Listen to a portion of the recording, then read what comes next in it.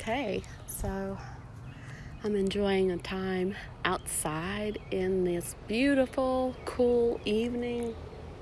The sun is setting and it's like almost a twilight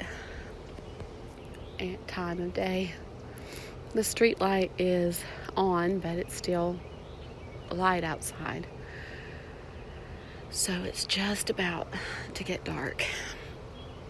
My vape pen is heating up and I'm getting ready to enjoy some cannabis. And so I just thought I'd record some thoughts while I'm doing this.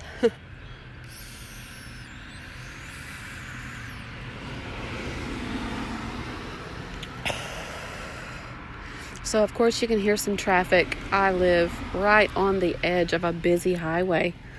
But at the same time, it's kind of remote because even though we are on the borderline of a small town, there's no houses around us. I can see some across the street, but there's none in front, and to the sides and to the back we're pretty much alone, and it's very nice to have that space. We have woods in the back, and we have trails through the woods that we enjoy walking through, and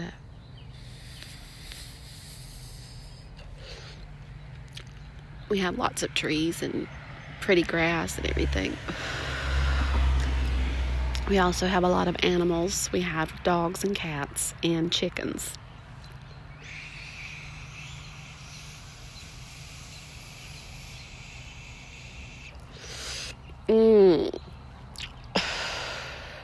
It's nice to taste that green. Anyway, so yeah, I just that's one of the things that I don't like about this place, though, is the road that we live that's like cutting right in front of the house. I always thought this place would be better suited as a small business and maybe have a little house back into the woods area. In fact, there used to be a store here. My husband's, he got this place from his family, and there was a store here years ago. It was grocery. Oh, I should bleep that out.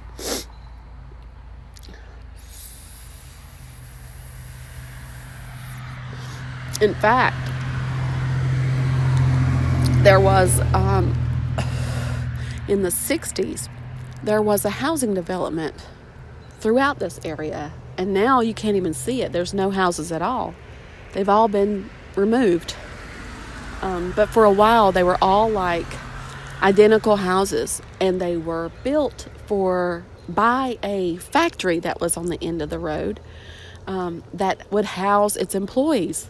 I believe the rent was probably deducted from their paycheck, or else it was just a benefit. It was probably lowered rent. It was a benefit of their job, was that they could have a house near their work, right beside their work.